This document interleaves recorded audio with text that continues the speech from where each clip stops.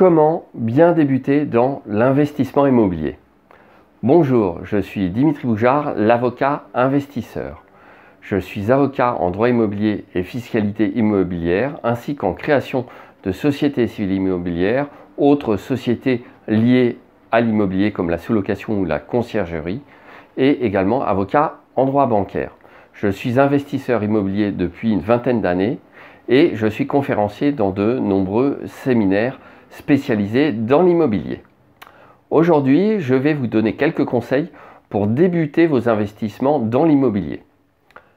Nous sommes à l'heure actuelle dans une période qui est très intéressante pour les investisseurs immobiliers.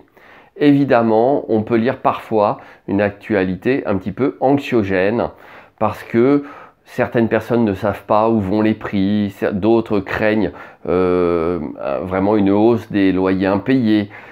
D'autres encore craignent une baisse prononcée des prix. En réalité, à l'heure actuelle, vous disposez, pour peu que vous vous en donniez les moyens, de l'ensemble des informations et des outils qui vous permettront d'investir sereinement dans l'immobilier. Alors commençons par le commencement, bien évidemment, à savoir comment vérifier le potentiel locatif d'un bien immobilier. Eh bien, vous avez sur Internet une masse de sites qui vont vous fournir des statistiques sur l'évolution de la commune, sur l'évolution de sa démographie, de son économie. Vous avez des sites statistiques comme celui de l'INSEE. Vous avez également des sites spécialisés comme RDNA qui va vous fournir des statistiques sur le marché des locations courte durée dans telle ou telle ville. Donc vous disposez déjà énormément de ressources gratuites pour certaines et payantes pour d'autres, uniquement sur les sites internet qui vont vous permettre de déterminer à qui vous allez pouvoir louer et éventuellement combien vous allez pouvoir louer. Évidemment, quand je dis éventuellement, c'est un peu une tournure de style car en réalité, il faudra essayer d'apprécier assez finement le montant également, outre le public visé, mais également le montant des loyers que vous pouvez espérer. Ça passe également par la prospection de sites comme Se Loger, Le Bon Coin, pour voir ce qui existe déjà sur le marché et à quel prix se trouve la concurrence, bien évidemment. Donc vous voyez que cette première question peut être résolue d'une façon relativement simple. Deuxième chose, pour réussir votre investissement immobilier, c'est de négocier correctement votre prix. On le dit très souvent et c'est vrai, la bonne affaire se fait à l'achat. Donc, si en la matière, vous ne savez pas comment négocier un bien, je vous conseille vivement de vous tourner vers de nombreuses vidéos, des tutos sur Internet, des vidéos sur des chaînes YouTube d'investisseurs qui vont vous donner tout un tas d'astuces pour savoir comment négocier le prix des biens immobiliers. Alors attention, quand je vous dis négocier, je ne vous dis pas par là proposer n'importe quoi, un rabais à moins 40% sans justification. Si moi on me propose ça, évidemment je vais dire non tout de suite. Par contre, vous allez négocier en argumentant à chaque fois vos propositions de prix. Et comment vous déterminerez votre prix d'achat? Tout simplement en faisant vos calculs de rentabilité. Ça veut dire quoi? Ça veut dire que votre prix d'achat est déterminé par l'ensemble des paramètres de l'équation. Ça va être le montant de votre prêt, le montant éventuel de votre apport, le coût estimé de vos travaux, le montant de vos locations attendues, la taxe foncière, les charges de copropriété, enfin vraiment l'ensemble des paramètres financiers de l'équation. Et là aussi, vous disposez d'outils sur Internet qui vont vous permettre de faire tous les calculs nécessaires pour savoir quel va être votre prix maximum. C'est à ce prix-là que vous allez débuter correctement dans l'immobilier. Autre chose à prendre en compte, est-ce que vous devez investir dans l'ancien ou plutôt dans le neuf?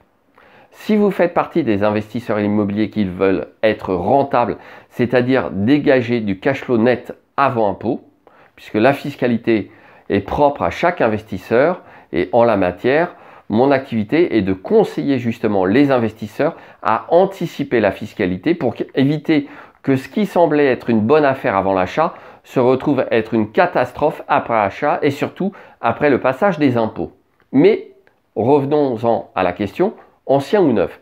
Le problème du neuf, c'est que vous allez payer plus cher. Certes, ce sera plus facile, il n'y aura pas de travaux. Parfois, vous allez avoir un package qui va inclure les prestations de gestion, de recherche de locataires, etc. Mais votre rentabilité va être beaucoup moins importante. L'un des avantages majeurs d'investir dans l'ancien est la possibilité pour vous de faire des travaux et de déduire le montant des travaux de vos revenus locatifs. Alors là, attention, encore une fois, il ne faut pas faire n'importe quoi. On ne déduira pas les mêmes choses en termes de travaux dans la location nue ou dans la location meublée. Gardez à l'esprit, pour faire simple, qu'on pourra déduire plus facilement et de façon plus globale les travaux dans l'investissement meublé. Donc vous aurez potentiellement des rentabilités plus élevées dans l'investissement ancien. En plus, s'il y a des travaux à faire, ça sera un des arguments à mettre en avant dans la négociation avec le vendeur. Donc vous voyez que là, la question est relativement vite vue.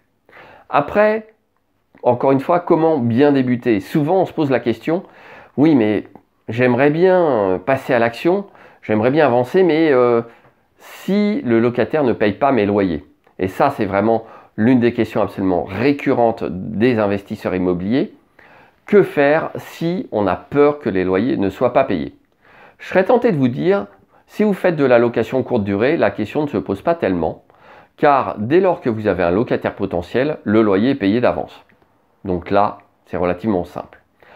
Et évidemment, par contre, on a le problème éventuel de la vacance locative en cas de crise, par exemple. Bon, là, l'investisseur avisé se doit d'avoir de la trésorerie, c'est-à-dire de l'épargne de précaution, pour faire face aux imprévus qui ne sont en tout état de cause que conjoncturels.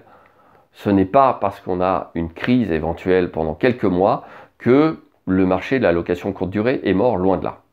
De façon plus générale, sur de la location, on va dire classique, il est très simple de se prémunir des loyers impayés.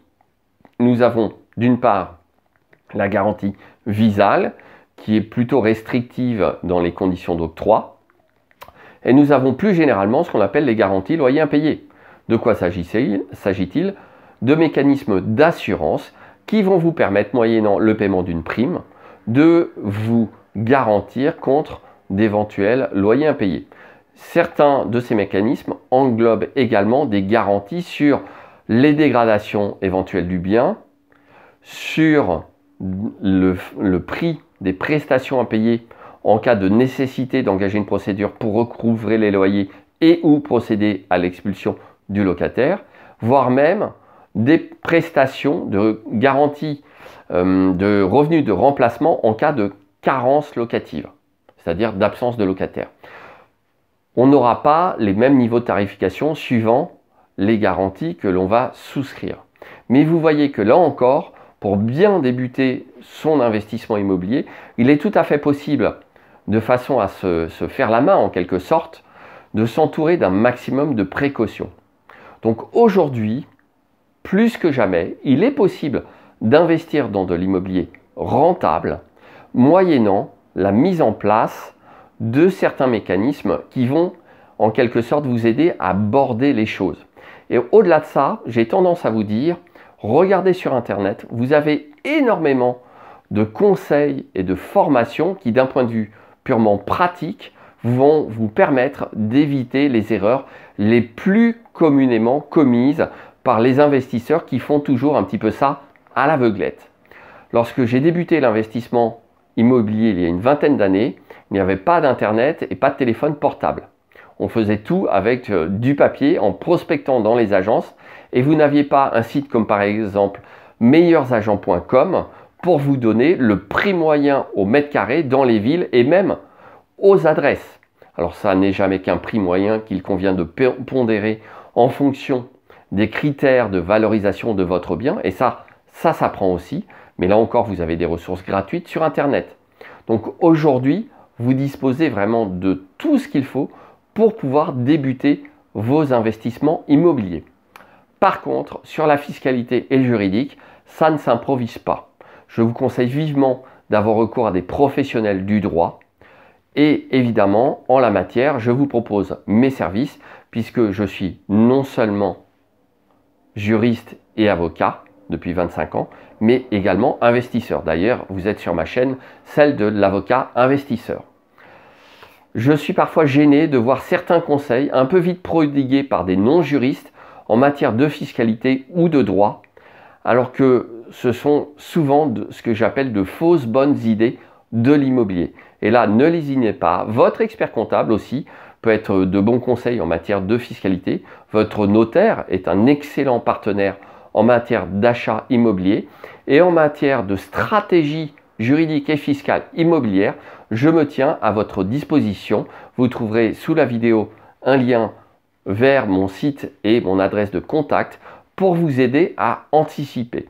Je ne le répéterai jamais assez, l'immobilier est une histoire de calcul et une histoire d'anticipation, notamment de votre fiscalité. Donc dès lors que vous mettrez en œuvre les bonnes actions en suivant les bons conseils, il y a extrêmement peu de chances que vous ratiez vos investissements immobiliers. Voilà, c'est ce que je voulais vous dire, vous donner quelques conseils de base pour débuter l'investissement immobilier et je vous dis à très bientôt dans une nouvelle vidéo. Bien sûr, abonnez-vous et cliquez sur la cloche pour être sûr de recevoir les notifications de mes prochaines vidéos. À très bientôt.